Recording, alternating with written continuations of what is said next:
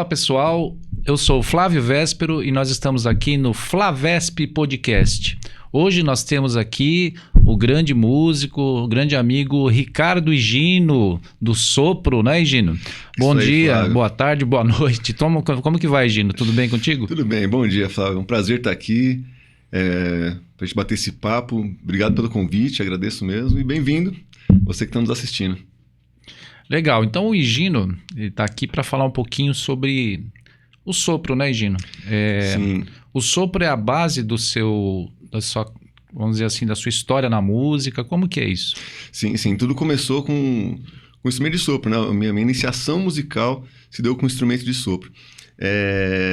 Isso se deu também porque onde eu estava inserido ali, as referências que eu tinha, era instrumento de sopro para tudo quanto é lado, assim, porque era na igreja, né? Uhum. Então, na igreja tinha a banda que acompanhava, né, os louvores, fazia parte do culto, e era uma banda de sopros. Então, lá tinha clarinete, requinta, bombardino, trombone, trompete.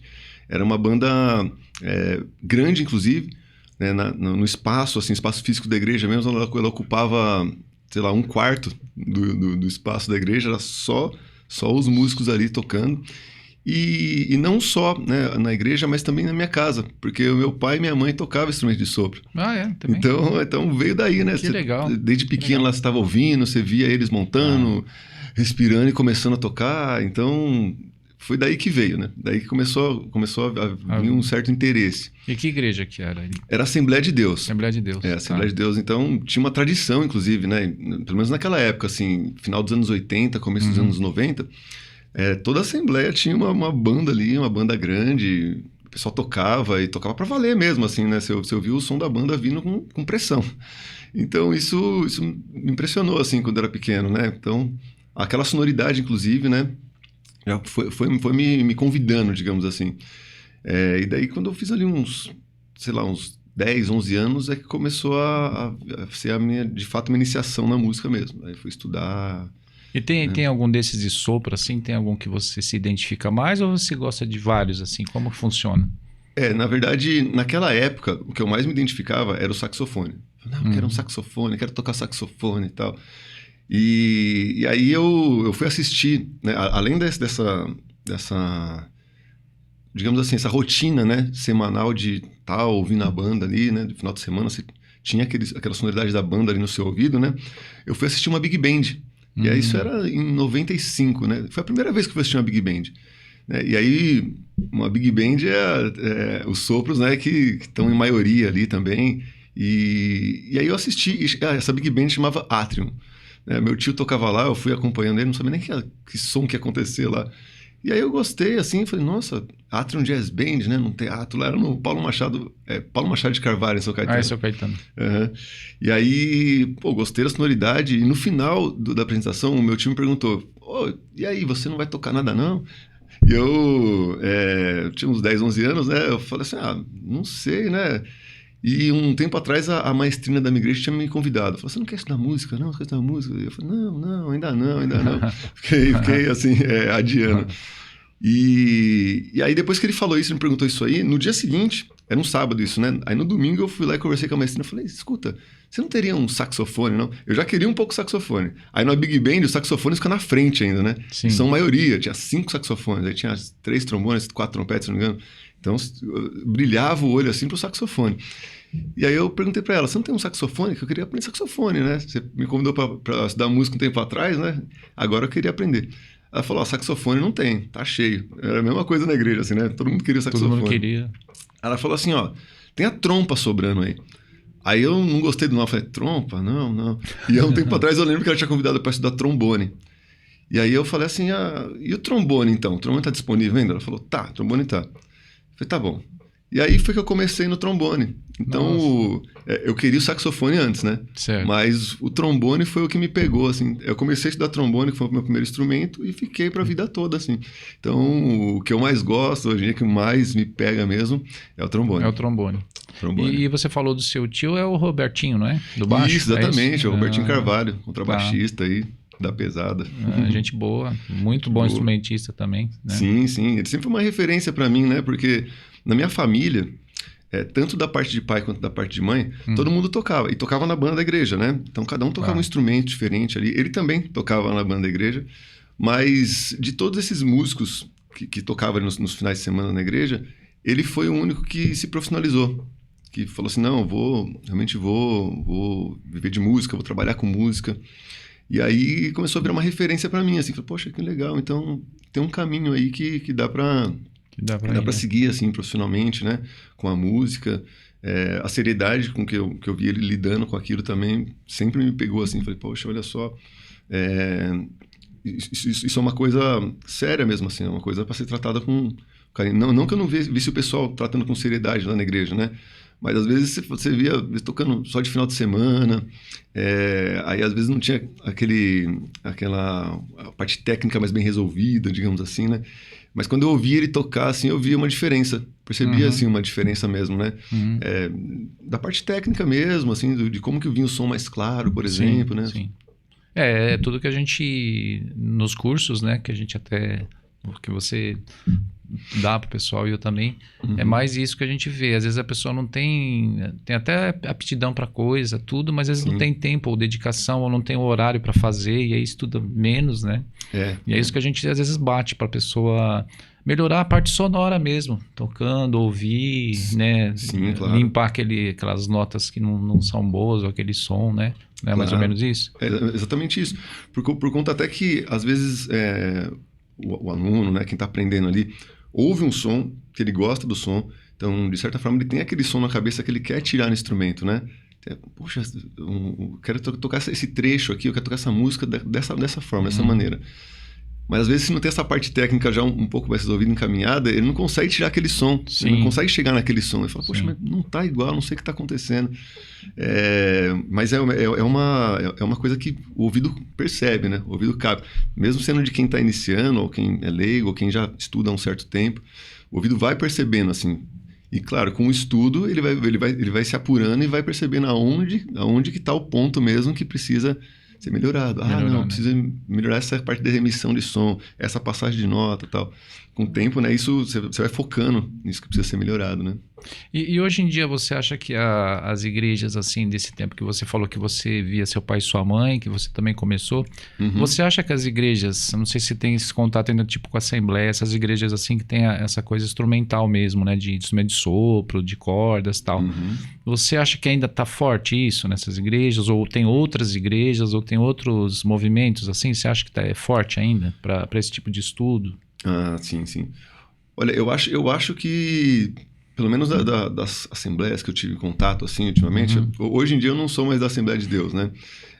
Mas até o último contato que eu tive, assim, nas assembleias que eu vi, não estava tão forte, não. Parece que é uma coisa que tinha, de certa forma, enfraquecido, né? Tanto o ensino que tinha lá, porque na minha época tinha uma escolinha de música, assim, eu fui conversar com a maestrina para ser inserido na escola de música da igreja. E era uma escola de música que, sei lá, tinha aula 2, 3 vezes por semana. Então, tinha vários dias de aula, e aí aula teórica, tinha um dia que tinha aula prática, e tinha um dia que tinha uma aula em conjunto, com alguns era mais adolescente na época, né? Então, essa escolinha tinha mais adolescente, tinha um outro jovem, era mais ou menos essa faixa etária. Então...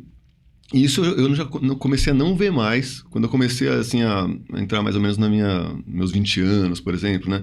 Comecei a já não ver mais. O que tinha era, assim, algumas aulas particulares, alguns irmãos, né? Que queria dar aula para outros, daí fazer uma coisa particular mesmo. Não tinha mais essa estrutura um pouco, né, da escola, essa estrutura um pouco mais coletiva de poder se ensinar música, né, nas igrejas. Então, um pouco devido a essa base mesmo, né, que essa escolinha dava, não tá estruturada, parece que começou a meio que diluir alguns músicos. Então, aquela banda que era grande, que eu comentava que ocupava um quarto, né, do espaço físico da igreja ali, sei lá, devia ter umas 30, 40 pessoas, né, começou a se tornar grupos menores, assim, de 20, 15 pessoas. E hoje em dia eu vejo ainda grupos menores, talvez não na Assembleia, que como eu não estou na Assembleia, eu não consigo te dizer, né?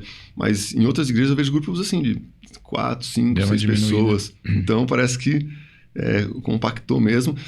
E nessas 4, 5, 6 pessoas, poucos são instrumentos de sopro, né? A maioria acaba sendo um teclado, uma bateria, um baixo, uma guitarra. Então é uma troca, né, que tá tendo, né? Assim, tá sendo uma certa transição, transição, assim, né? Certa transição. Talvez isso se deva um pouco também ao mercado musical, né? Então, se a gente imaginar aí que ali na década de 70, 80, né, que tinha essas bandas mais fortes, né? É uma época que já tinha passado a época áurea das big bands, por exemplo, aquelas orquestras grandes de jazz, né? Mas meio que ficou ali, né, com uma semente plantada, né? Então, ainda era uma certa referência no ouvido das pessoas, essa coisa da banda grande, da massa sonora que a banda grande traz. Então, as pessoas aí, talvez na igreja, quando pensava em música, pensava um pouco nessa sonoridade grande, cheia, né? E isso foi se diluindo também, né? Em grupos menores e tal, né? O mercado musical trouxe grupos menores, essa sonoridade do grupo menor também, né? E aí foi se transformando também. Cultural, acaba refletindo também, né? Como você está falando assim da coisa cultural em geral, vamos dizer assim, né? Mesmo as bandas, fanfarras também que tinha nas escolas, exatamente, ensinos, tal, por aí, também diminuiu muito, né? Diminuiu muito. Sem dúvida. Antigamente, várias escolas tinham assim mesmo, né? Tinha desfiles que eles faziam. Isso. Né? E, enfim, era uma coisa da cultura mesmo, né? Da época que acabou se perdendo um pouco. O próprio ensino musical nas escolas, né? Que meu pai e minha mãe contam, falam assim, não, a gente tinha aula de música, assim, aula de teoria. Quando a gente foi aprender na igreja, a gente já tinha aquela base que a gente viu na escola. Então, pra gente foi rápido o aprendizado.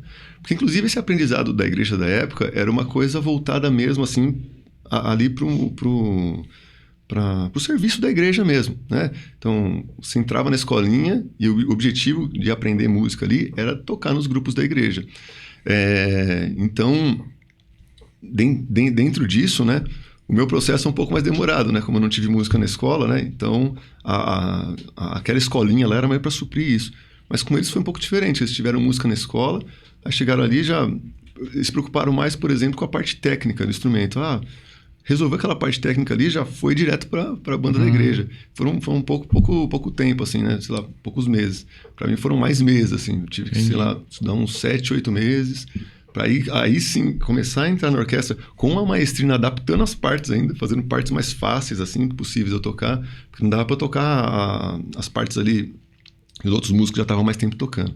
E claro que isso também, né, é um processo natural aí para qualquer ensino, né? Você vai começar, né, meio que engatinhando ali até você.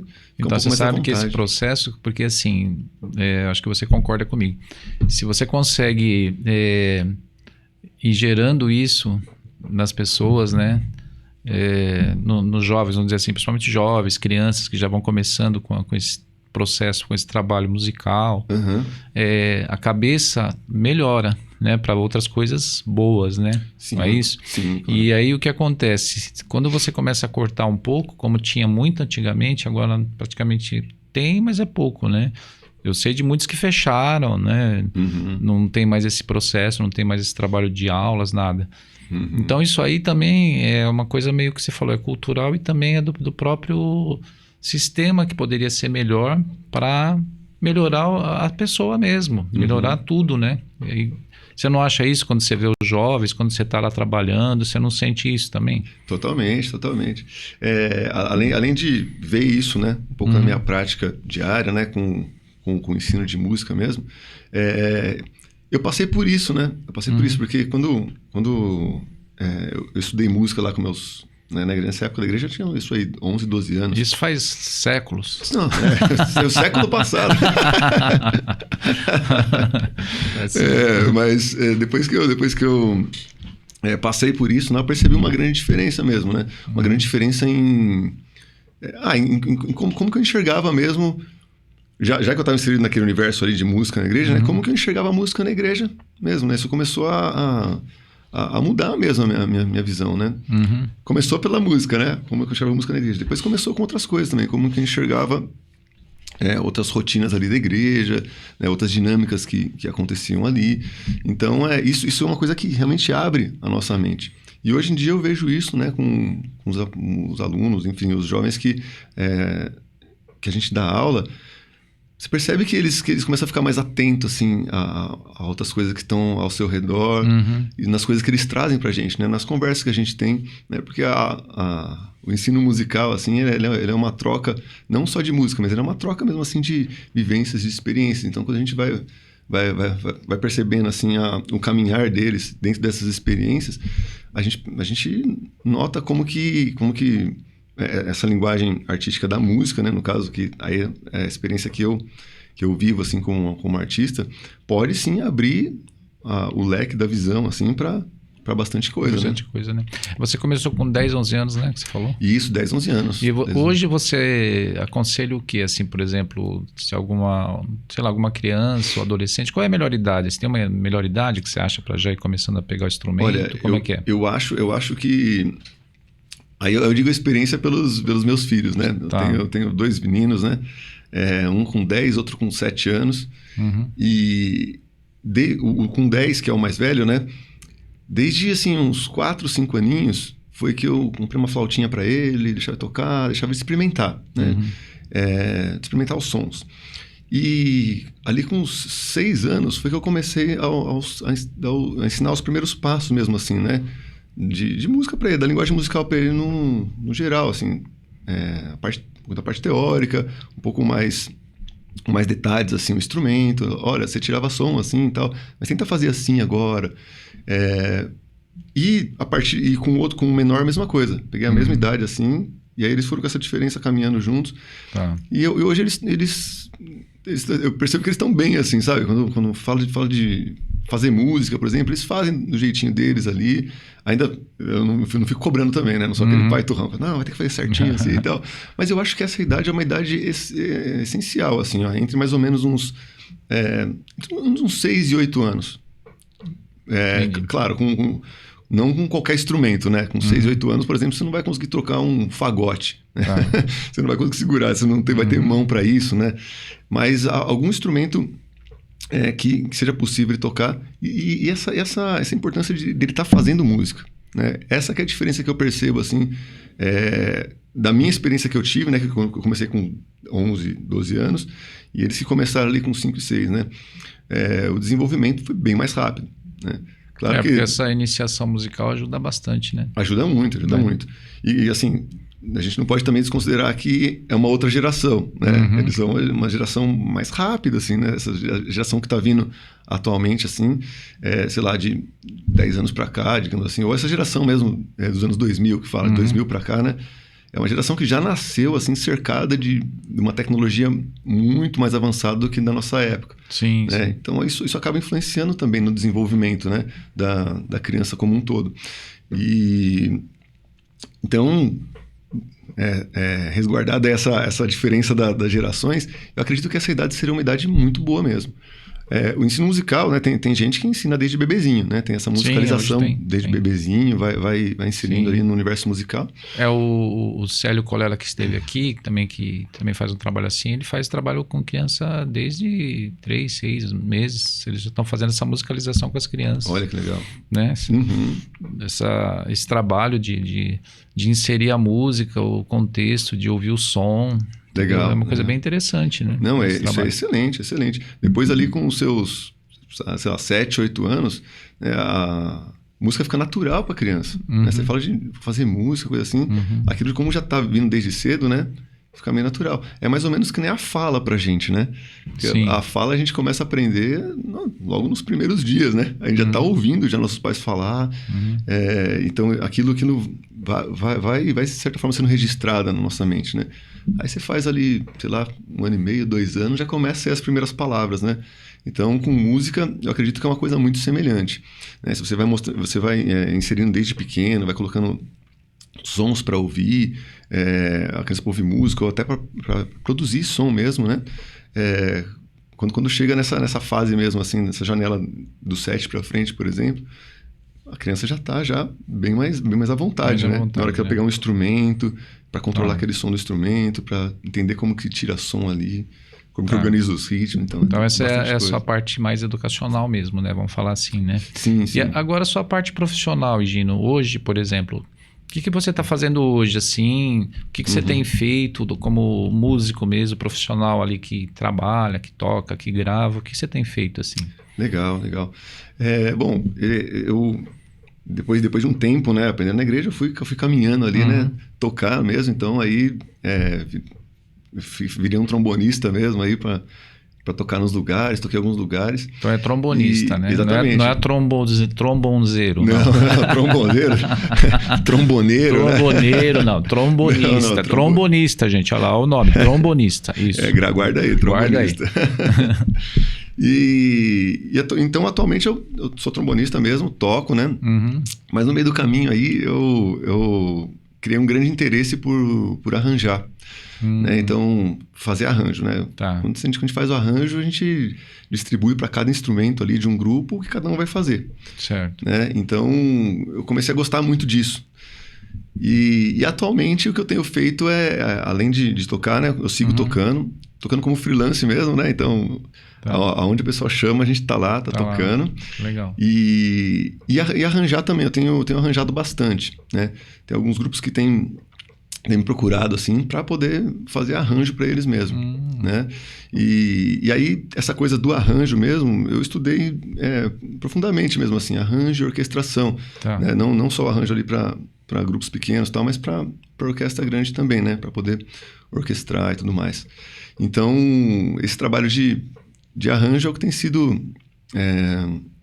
É o que tem sido mais intenso, Mais assim, intenso. pra mim, né? Vira e mexe tem trabalho de arranjo para ser feito. E o trabalho de arranjo, Flávio, às vezes eu não sei se o pessoal dá esse devido valor para ele, né? Mas pelo que eu ouço, assim, de algumas falas, parece que não. Parece que o pessoal não entende, assim, como que é um pouco desse trabalho. Mas ele é um trabalho bem... que demanda muito tempo, sabe? Demanda bastante imersão, digamos assim, certeza, né? Com certeza. Pelo menos para mim, essa é a minha experiência com arranjo, né? Quando eu vou fazer um arranjo assim, eu faço uma imersão mesmo na música ali para tentar achar o melhor caminho, né? Porque o arranjo, querendo ou não, acaba sendo isso. Você quer achar o melhor caminho ali para a música dentro daquele grupo, do grupo que você tem. Então, e hoje tem um mercado bom para isso, você enxerga assim? Tem sim, tem bastante procura para isso e tem uma certa necessidade, sim, de arranjadores, né? Para atender um pouco desse mercado mesmo, né? Isso eu digo para os grupos que querem se organizar, que levam mais a sério mesmo essa coisa musical, que sente essa necessidade mesmo assim de que, poxa, a gente precisa de uma organização musical aqui, né? Sim. Um instrumento tem que fazer uma coisa, tem que fazer outra. A gente quer que soe bem aqui no nosso grupo, né? Então para esses grupos tem uma demanda mesmo de arranjo que... Tá, porque o arranjo assim também, eu lembro quando eu comecei a entender, tem uma diferença, né? Do arranjo e da introdução, não é? Às vezes a pessoa ouve a introdução e fala, isso aqui... Já teve gente que falou para mim, mas esse é o arranjo? Eu falo, não, esse é uma introdução. Aí faz sim. Daí começa a cantar. Não, isso aqui é só uma introdução. Arranjo é uma coisa muito mais, né, elaborada, uma coisa que entra os outros instrumentos, instrumento de cordas, de sopro, voz, né? Uma coisa... Tem uma diferença, né? A introdução faz parte do arranjo, né? Isso. Do arranjo, mas o arranjo é muito mais amplo que isso, né? Sim. Ele vai abarcar todas as partes da música, vai abarcar a instrumentação, como você distribui ali entre os instrumentos, né? A forma da música, como é que você vai mexer na forma, né? Então, tudo isso está dentro do arranjo. Um arranjador também, ele acaba sendo um compositor, né? Sim. Porque ele vai ter que compor caminhos ali, né? A diferença é que ele vai pegar já um material já pronto, né? Que é uma composição musical, e a partir dessa composição ele vai recompor, digamos assim, né? Vai elaborar mais algumas coisas para poder distribuir para outros instrumentos. Então, é bem amplo, bem complexo, assim, esse desdobramento, né, que o arranjo pode trazer na música, né? Sim. Então, o arranjo pode mudar completamente a cara de uma música, assim, né? Você pode transformar ela virar dos avessos, assim, né? Sei lá, a música propõe uma coisa, você propõe outra completamente diferente com o arranjo. E aí, se você fala assim, nossa, mas parece outra música, mas os elementos, né, estruturais de composição dessa aqui estão inseridos nessa daqui também, né? Ele só deu uma roupagem nova, né? Só mudou uma coisa ou outra para criar, né, essa sonoridade, esse efeito que ele quer. Sim. Eu lembro a música popular que era de Djavan, no começo, quando eu ouvi na época, que acho que quem fez os arranjos foi o Gilson Peranzeta. Ah, legal. Uns arranjos bem assim interessantes da música, que muda assim todo o viés da música, sabe? Assim, você vai ouvindo, você fala, nossa, e é mais ou menos isso que você está falando, né? Porque esse conceito pra gente às vezes é diferente, porque tem essa coisa, isso é a introdução, como você falou, a introdução ela faz parte do arranjo ali, né? Sim. E o arranjo você tem que estar muito mais, saber até as lógicas, né? De como chega, não é isso? Você tem que estar sabendo ali para poder construir tudo, né? Exatamente, você tem que fazer a ligação entre as partes ali. E o principal, né? Pelo menos isso que eu trago para mim, assim, quando eu vou fazer um arranjo, é deixar atrativo para quem ouve, né? Você tem que criar ali, né, caminhos que quem tá ouvindo começa a perceber coisas diferentes, começa a perceber coisa nova, que tem a novidade ali, que a pessoa fala, nossa, olha aí que legal, que interessante isso, e chame a atenção do ouvido das pessoas, assim, né? A pessoa começa, ver uma coisa diferente ali. Que nem mesmo Tom Jobim, tem um monte de coisa legal que você ouve assim, né? Umas coisas de arranjo. É. E engraçado que já que você comentou do Tom Jobim, né? Se você ouve sei lá, quando ele lançou, por exemplo, o Samba de uma Nota Só, a gravação original, a primeira gravação lá, aí depois você ouve umas gravações depois, né? Que alguns arranjadores pegaram, tipo o Klaus Ogerman, né? Que pegou assim e colocou a orquestração dele ali. Você fala, nossa, mas tem novidade aqui dessa história, tal. É a mesma música e tal, mas tem outros elementos ali que você fala, nossa, ficou interessante esse som. Então, as coisas do Jobim eu ouvi bastante, né? Sou suspeito de falar as coisas do Jobim. Na hora que você vai estudar a orquestração e você vê o que foi feito ali, né? As coisas dele com a orquestra, por exemplo. Nossa, é muito bonito. Muito bonito, é verdade. Bem feito mesmo. Então, é isso que a gente está falando, é o que engrandece essa coisa do nosso estudo, eu acho, né? Sim. E por isso que a gente gostaria, assim, que tivesse uma coisa maior para jovens, crianças, né, adolescentes, nesse sentido de ter os instrumentos para poder né, manusear e ter. E hoje em dia você acha que também é difícil, né? Os instrumentos são caros, não são esses todos de sopro. Como que é esse processo aí? Em relação aos instrumentos, a gente tem duas faces da moeda ali, né? Tem instrumentos mais baratos e acessíveis, né? E tem os instrumentos bons, assim, os instrumentos que você sabe que vai ter uma certa durabilidade e você pode confiar também que você vai ter uma boa sonoridade com ele, né? E esses mais baratos e acessíveis são os chineses, né? Então, a China meio que veio tomando um pouco desse mercado mesmo de instrumentos, no mercado de instrumentos também, de sopro. Tá. Esses instrumentos chineses, eles têm essa característica de uma qualidade. Eles usam um material, né, um pouco mais inferior ou menos material, parece, no instrumento. Então, ele tem uma durabilidade menor, né, e dá mais manutenção, dependendo da marca do instrumento, ele dá mais manutenção, e a sonoridade dele deixa a desejar, né? No entanto, é um instrumento acessível, de valor acessível. Às vezes, para quem vai começar, é a possibilidade que ele tem de comprar. Então, é válido, né? Talvez seja interessante só a pessoa que vai comprar ter isso em mente. Falar assim, poxa, isso aqui é um instrumento então que eu vou ficar um tempo com ele, um tempo breve com ele, para depois trocar, né? E a desvantagem, dependendo da qualidade desse instrumento chinês, é que ele não vai tirar o som, né, um som ideal, assim, talvez, né? Que ele ouça outra pessoa tocando, ao que ele se interessou, né? Como, por exemplo, eu me interessei lá atrás pelo som do saxofone, né? Às vezes eu compro um instrumento mais barato e falo, quero tirar aquele som lá, mas eu não consigo chegar naquele som por conta da qualidade do instrumento, né? E tem um outro lado que são esses instrumentos bem elaborados, digamos assim, né? Mais renomados, né? Que aí sim, né? Eles são confiáveis, assim, do material ali, então confiável no sentido do som, né? Então você sabe que você vai ter uma possibilidade de tirar um som bom no instrumento, não vai dar muita manutenção, né? Porque é um instrumento feito com bons materiais, tem boa qualidade.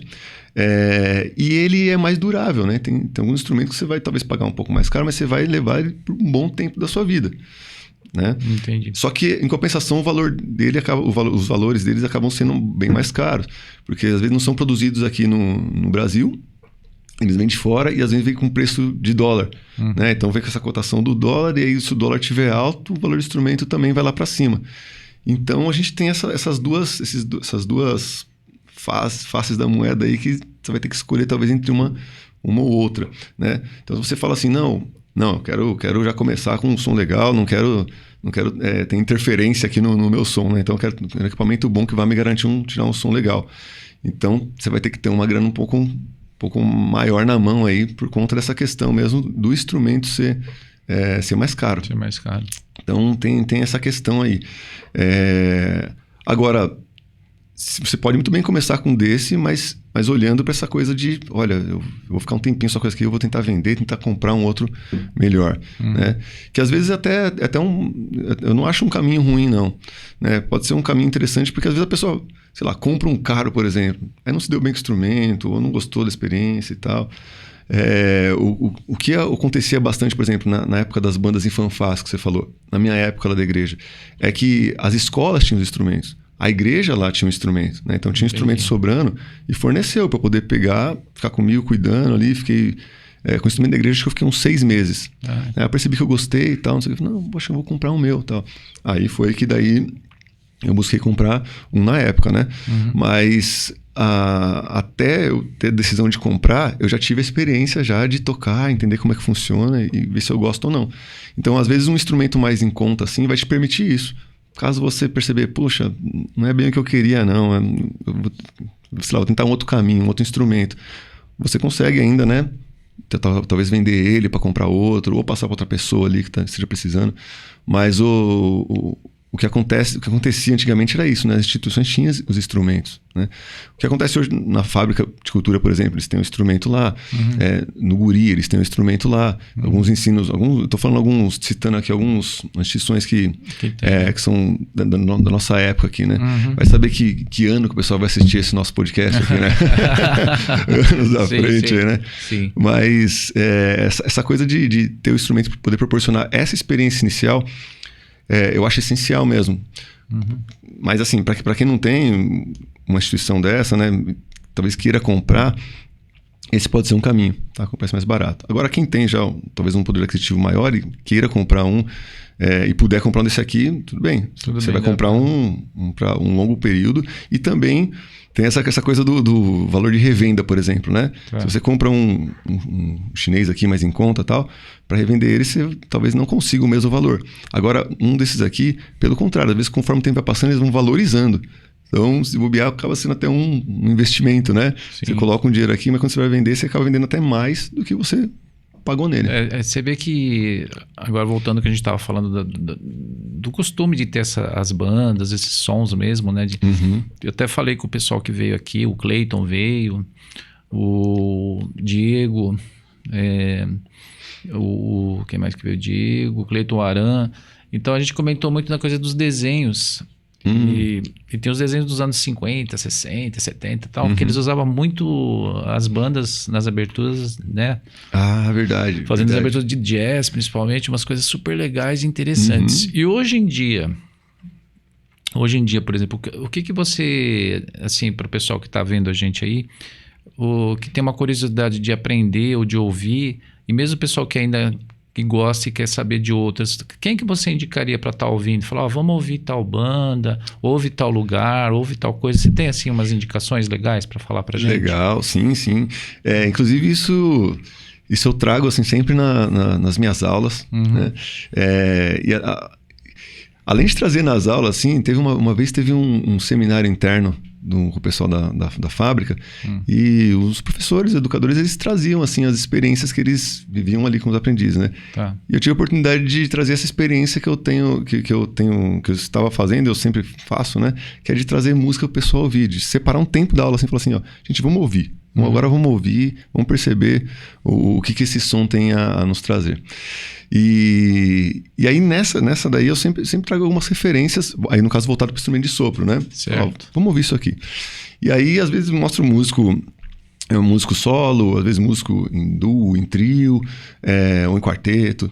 Ou maiores, bandas grandes, né? Nonetos, ou bandas big bands mesmo, assim, né? Grandes. E o que eu indicaria para ouvir de sopro, assim, né? Baseado nisso, que eu sempre faço com os alunos assim, são big bands, né?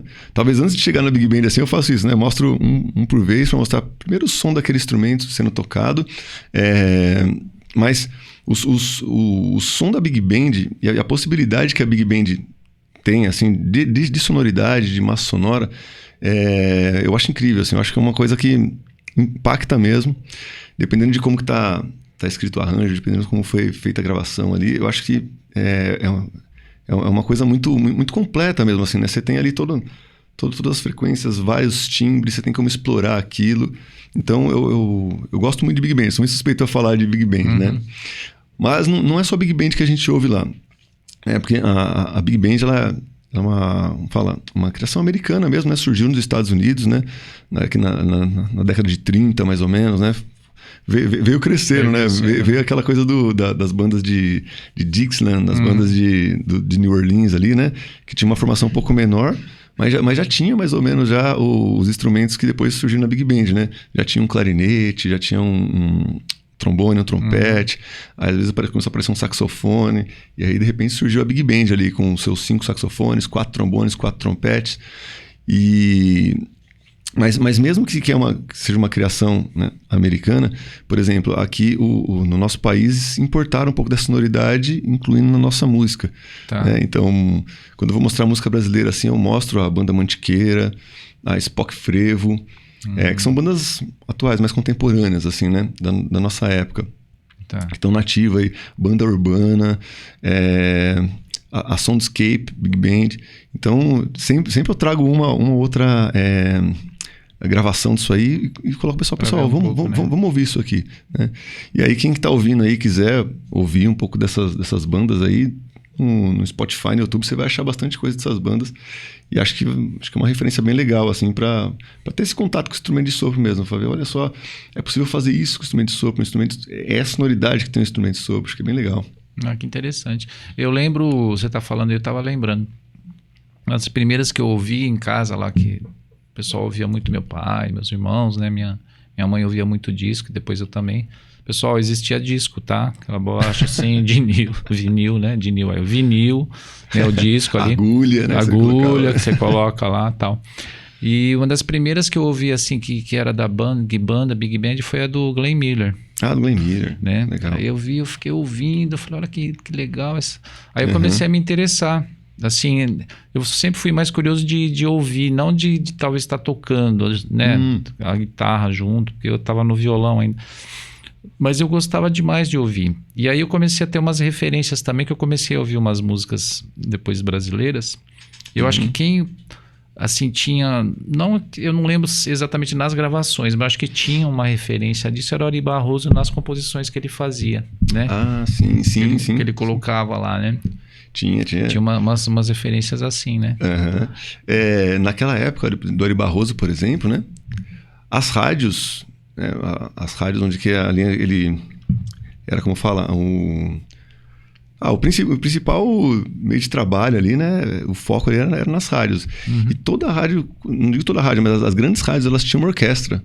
Né? Sim, tinha uma orquestra na rádio ali, né? Os programas, né? Tinha assim nos programas e tudo. Tinha. E, por exemplo, o Ari Barroso, né? A gente tem o Aquarela do Brasil, né? Sim. Então, quando você ouve ali, tem aquela massa sonora, além da Big Band, né? Além desse som parecido com a Big Band dos sopros, ali tinha cordas também, né? Então, quando juntava tudo aquilo ali, você tinha uma sonoridade incrível, maravilhosa.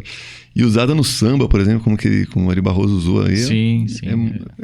É outra coisa, né? É uma coisa bonita, interessante, porque você vai ouvindo e você vai tendo essa referência dos instrumentos, né? Sim. Você vai conseguindo enxergar, assim, né? Você tá ouvindo, mas você tá enxergando. Quando você tá ouvindo, você tá vendo essas diferenças, né? Que tem de um ali, outro aqui, outro aparece aí, né? Você faz o comparativo mesmo, né? E... lá na fundação, quando eu estudei, tinha uma matéria que era apreciação musical. Então, na apreciação musical, você ficava... Era uma aula inteira, assim. Acho que tinha 1h40, 1h50 de aula. Sim. Era só ouvindo.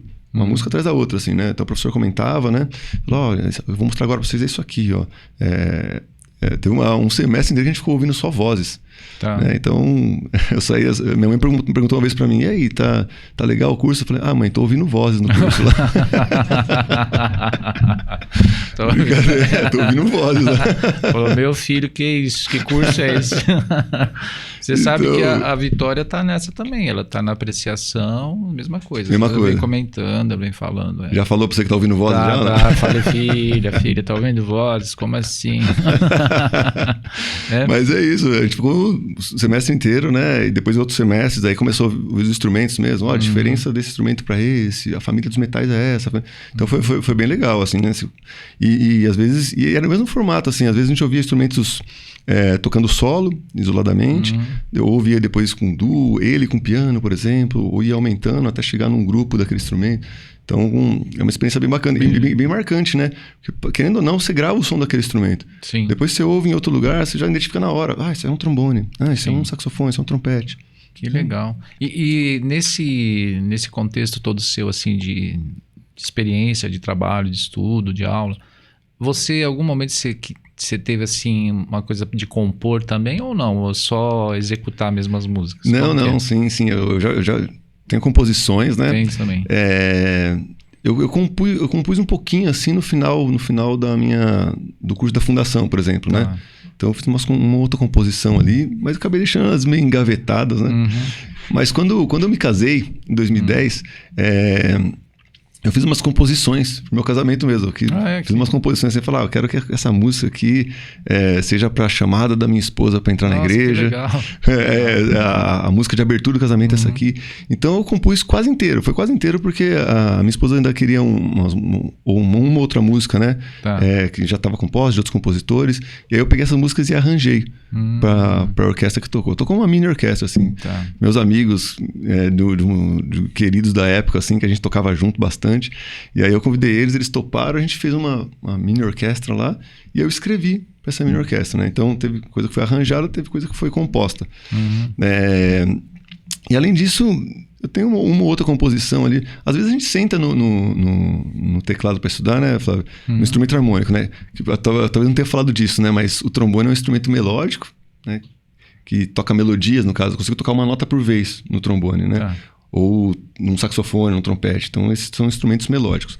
Agora, um violão, que não é o seu caso, né? Ou um teclado, é um instrumento harmônico. Eu consigo tocar mais que uma nota por vez. Então, eu consigo ali criar uma harmonia. Né? Então, eu estudei o trombone, que é instrumento melódico, mas depois minha mãe tinha um teclado em casa. Né? Ela tocava órgão, eu era pequena, ela tocava órgão. Além de tocar os instrumentos de sopro, ela também tocava órgão. E hoje ela toca cello. Então, minha mãe, ela transitou por vários instrumentos. Eu vi um cello aqui nas salas do estúdio aqui, bati o olho na hora. Eu falei, então, isso aqui é um cello e tal. Então, como ela tinha um teclado em casa, eu comecei a fuçar, né? Os estudos que eu precisava fazer lá na época da fundação e tal, eu fazia no teclado dela. Então, eu comecei a entender ali como que é o teclado, né? Então, no teclado você também... Então, o teclado do piano virou um instrumento secundário para mim. Tá. Né? Então, quando eu vou fazer os estudos de harmonia para poder criar os arranjos, eu vou pro teclado e fico tocando. E às vezes nessa que você vai estudando uma coisa ou outra, você fala, isso aqui, olha que legal. Isso aqui pode ser assim, isso aqui soa bonito e tal. E a partir disso é que costuma vir as composições. Né? Minhas últimas composições, assim, elas foram voltadas mesmo para grupos de trombone, para quarteto de trombone, né? No caso. Eu criei, assim, geralmente quando se junta, assim, mais que um grupo de trombone, assim, de 3 ou 4 trombones, tem alguns materiais que são de corais, né? Então, alguns arranjadores por aí pegaram alguns corais de Bach, por exemplo, e adaptaram para se fazer com trombones, com aquela sonoridade dos trombones, né? E aí eu participando de alguns grupos, assim, eu percebi aquele tipo de sonoridade, eu falei assim, talvez seria legal que tivesse uma proposta parecida, assim, né? Porque os corais de Bach, para os trombones, a gente usa muito para afinação, para timbrar o mesmo som, né? Acaba sendo um estudo voltado para isso. Falei, por que não compor alguma coisa voltada para isso, a coisa de timbrar, de tocar junto e tal, mas com uma harmonia um pouco mais da música popular mesmo, assim, né? Então eu comecei a criar um pouco disso, né? E aí a gente está programando para gravar aí com o grupo de trombones lá do professor Valdir Ferreira, da Fundação, um grande amigo aí. Se ele assistir esse podcast, um abração pro Valdir aí. Que legal. Então a gente está se programando para poder gravar isso. Tá. Mas isso foi uma das últimas composições, que veio dessa ideia mesmo, né? Uhum. De estar ali no teclado, experimentando uma coisa ou outra. Isso aqui ficaria legal para os trombones. E seria até uma coisa a mais, né? Seria um acréscimo a mais ali aos corais de bar. Então a gente, depois de compor isso, eu joguei pro pessoal tocar no grupo lá, o pessoal tocou e gostou. E agora a ideia é tentar gravar isso. Então nesse seu trabalho que vem das aulas, né? das aulas na igreja, esses projetos todos que você já trabalhou e trabalha ainda. Uhum. E o que você está projetando agora para frente? Você falou da gravação, né? Isso. Tem mais alguma coisa diferente que vai pintar? Como é que é isso aí? A gravação vai ser uma coisa para ser feita ainda esse ano, inclusive. Uhum. Né? Depois a gente vai tentar lançar isso e ver os desdobramentos que isso é possível, né? Às vezes é dentro do próprio grupo mesmo, né? Mas pra frente é continuar tocando, continuar arranjando mesmo, né? E tentar consolidar mesmo essa coisa com um grupo de trombones, né? Isso é uma coisa que eu sempre vivi assim, tocar em quarteto de trombone, em grupos maiores de trombones, né? E inclusive, quando eu comecei a arranjar, não era exatamente só para trombones. Tinha trompete também no meio, tinha saxofone, tinha violino. Mas depois de alguns anos fazendo isso, o primeiro arranjo que a gente colocou para poder tocar num teatro mesmo, assim, porque até então eu escrevia assim, mais pro pessoal da igreja, né? Mas esse primeiro arranjo que eu fiz assim, pra gente tocar um pouco mais para fora, no teatro, em apresentação, foi um arranjo para trombones mesmo. Foi para quinteto de trombones e tinha cozinha também, tinha baixo, bateria, tinha piano também. Não, pode continuar. Tá, então por conta disso, né? Isso eu sempre tive envolvido assim com esses grupos, né? Com esse formato de mais que um trombone tocando, né? Mais do que só meu trombone, mas sempre naipe ali. Até porque também eu toquei em algumas big bands, né? Uma Soundscape, a RTT Big Band, né? Eu fiz alguns períodos com essas bandas, então eu sempre estava acostumado assim, sentar no naipe e tocar, né? Então eu sempre tive acompanhado com outros trombonistas. Então essa sonoridade como estava sempre na minha cabeça, né? Então comecei a compor nesse sentido e ver se a gente consolida mesmo esse trabalho com o grupo de trombones aí pro próximo ano. Uhum. E nesses projetos que você dá aula, tudo que você dá o seu conhecimento pro pessoal, que instrumentos tem, assim, que você pode falar, assim, pro pessoal conhecer um pouco rapidinho dos sopros, que instrumentos que tem, assim? Bom, como eu falei, meu instrumento é o trombone, né? Uhum. O trombone é meu instrumento raiz, digamos assim, né? Aquele que eu fico mais à vontade para tocar. Só que outros instrumentos, né, vizinhos, da mesma família que o trombone, eles têm uma mesma lógica de produção de som, né? Como, por exemplo, o eufônio. O eufônio é o mesmo tamanho do bocal do trombone, só vai mudar que o trombone você mexe aqui na vara, né? E o eufônio você vai apertar os pistos. Essa é a diferença, mas o som que o trombone tem e que o eufônio tem é muito próximo. O timbre, assim, é muito próximo mesmo. Então, instrumentos de bocal, por exemplo, são instrumentos que você consegue, né, emitir o som de uma maneira parecida. Então, baseado nisso, foi que eu quando eu entrei nas fábricas, foi me proposto esse desafio, assim, você agora vai ter que dar aula para mais instrumentos da família dos metais, né? Uhum. Porque até então, minha experiência com aula tinha sido só com trombone, aula particular com trombone ali, né? Passar dicas sobre o trombone, que era um instrumento oficial. E aí eu topei essa ideia, né? Comecei a pesquisar como é que eu faria isso e tal. E aí comecei com essa coisa da família dos metais. Então tem trombone, trompete, eufônio e tuba, né? Faltou a trompa da família dos metais aí também, só que a trompa não tem na fábrica, então eu acabei não pesquisando, assim, não me aprofundando na trompa, né? Depois de um ano nisso, né, teve uma transição lá e foi necessário juntar as duas famílias, né, juntar a família dos metais e das madeiras. Porque antes já tinha essa separação. E a separação não é à toa, porque aí quando a gente fala entre metais e madeiras, aí a semelhança está na respiração, né? Está um pouquinho só na embocadura, mas a forma de emissão de som é diferente. Né? Na família dos metais, o seu lábio precisa vibrar, né? Você tem que ter vibração labial. Na família das madeiras, é a palheta que vibra. Então você tem uma palheta ali que tem a vibração, essa vibração que produz o som. Né? A vibração aqui do lábio nos metais, a vibração da madeira, da palheta nas madeiras. E aí teve uma transição, né, que eu comentei, que daí precisou juntar os metais e as madeiras. Quando teve essa junção, a primeira sonoridade que eu tinha em mente assim, era da Big Band. Então eu falei assim, olha, os outros instrumentos... Eu não entendo ainda, eu vou precisar de um tempo para poder pesquisar, né? O clarinete, a flauta, porque as madeiras, pelo menos que o projeto Fábricas oferecia, era saxofone, clarinete e flauta. Então eu falei, eu preciso de um tempo mais para estudar esses clarinete e flauta, assim, que é muito diferente. O saxofone, para mim, está um pouco mais próximo, por conta das big bands e tal. Eu vou tentar colocar o saxofone, então, e aí vamos chamar aula de sopros. Tá. Então, foi nessa que primeiro se incluiu o saxofone, que daí foi um desafio grande para mim, assim, tem que pesquisar como é que tira som no instrumento, no saxofone, porque é completamente diferente, né? Mas o pessoal teve paciência lá, o pessoal foi bem legal nesse sentido, assim, de, não, pode pesquisar o período que você precisar e tá tranquilo. E aí teve um primeiro semestre que daí foi que eu fui entendendo como funciona um saxofone, treinando um pouco na prática mesmo, assim, né? Fiz as pesquisas e tal, mas quando você vai pra prática mesmo, que você sente ali que, é assim que funciona e tal, e pergunta pra um, pergunta pra outro, né? Eu tive a sorte de ter bastante amigos, assim, desses instrumentistas, desses instrumentos, então ia perguntando, tirando dúvida. E aí depois de um tempo, sim, depois de um ou 2 anos, mais ou menos, foi trazido o clarinete primeiro, depois a flauta. Tá. Né? O clarinete pela semelhança com o saxofone também, de palheta e tudo mais. E depois a flauta, que daí a flauta é diferente mesmo o jeito de tirar som. Aí não tem lábio vibrando e não tem palheta para vibrar. Aí é o fluxo de ar mesmo dentro do tubo que tem que causar a vibração ali. Então é foco de ar mesmo, né? Então tem toda uma técnica, né? Sim, estudo, né? Não, tem sim. E essa técnica, ela é muito... ela é muito voltada para a experimentação, né?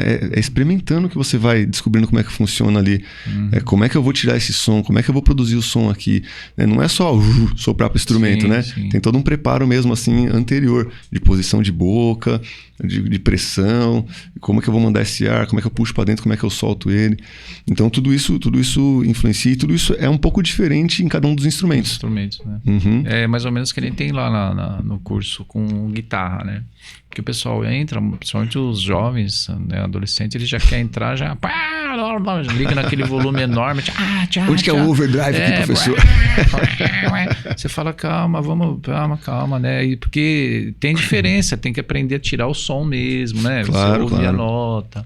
Então tem tudo isso aí, que com certeza no sopro também tem essas coisas. Também. As primeiras aulas do sopro é sempre aqueles sons aleatórios, né? Aí depois o pessoal vai entendendo, não, esse é o controle, e aí começa a vir o som mais natural, assim, do instrumento, né? E então aí você tem um grupo que é um grupo mais adulto, né? É isso? Isso.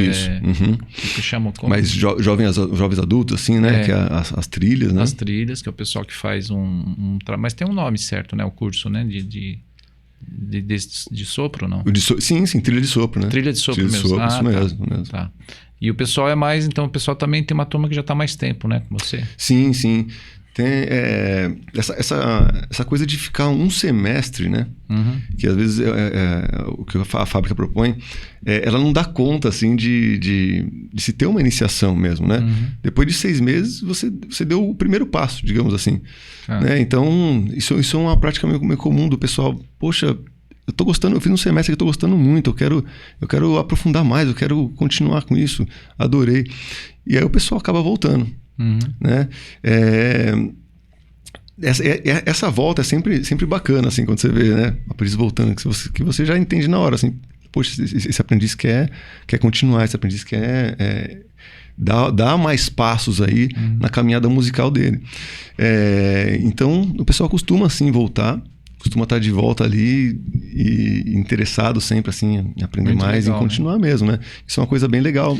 Acho que a única coisa mais difícil é o preço, né, dos instrumentos, né, para ter em casa, não é? Sim, é mais sim. dificuldade, não é?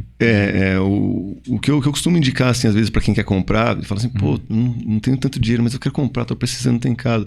Porque às vezes, realmente, né, tudo bem, a instituição lá tem os instrumentos, mas só pode usar lá. Né?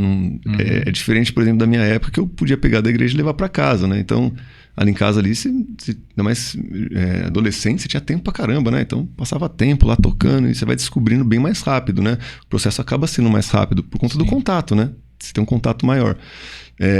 Como lá isso não é possível, às vezes o aluno sente a falta, fala assim, poxa, seria bom se eu tivesse um instrumento desse em casa, que daí eu pegaria mais vezes na semana do que uma vez na semana, do que 2 vezes na semana, né? E aí o que eu indico nessas horas, às vezes, estou um pouco apertado, eu tenho um dinheirinho só sobrando, o que eu posso fazer?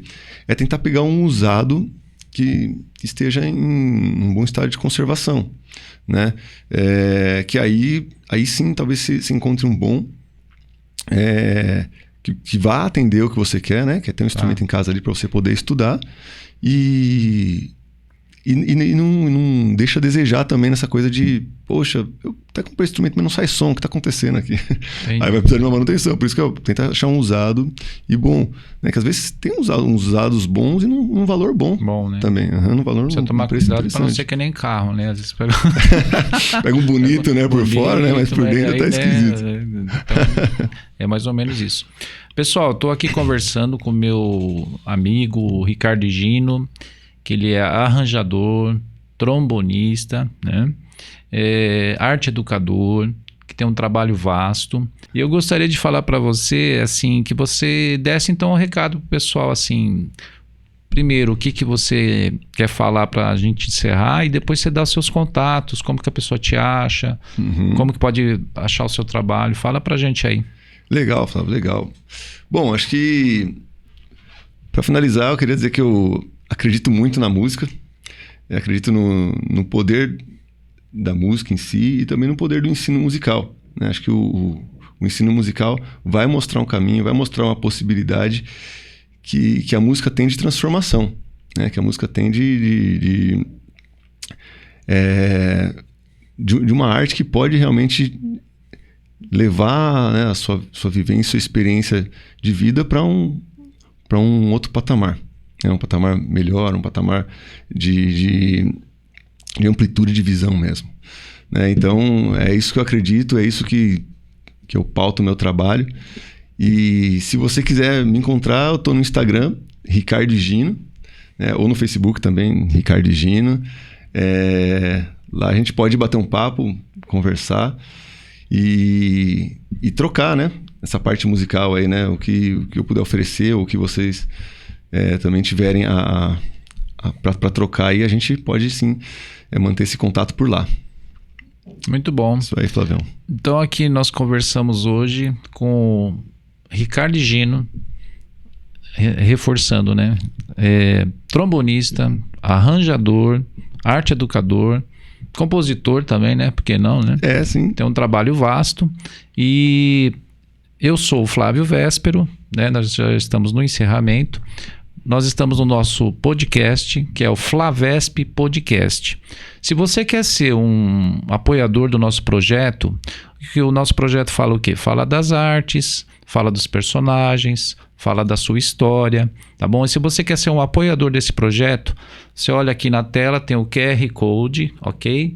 E você vai ser um dos nossos apoiadores. E se você quer seguir a gente, aperta no sininho lá, tá bom? Para você ser inscrito no nosso grupo aqui, no nosso canal Flavesp Podcast, tá? Acompanhe todos os nossos eventos que temos aí, todas as nossas entrevistas. E eu agradeço profundamente a todos pelo apoio, pelo carinho que tem sido dado pra gente, tá bom? Muito obrigado. Eu, Flávio Véspero, agradeço e espero vocês no próximo Flavesp Podcast, ok? Muito obrigado, gente. Valeu.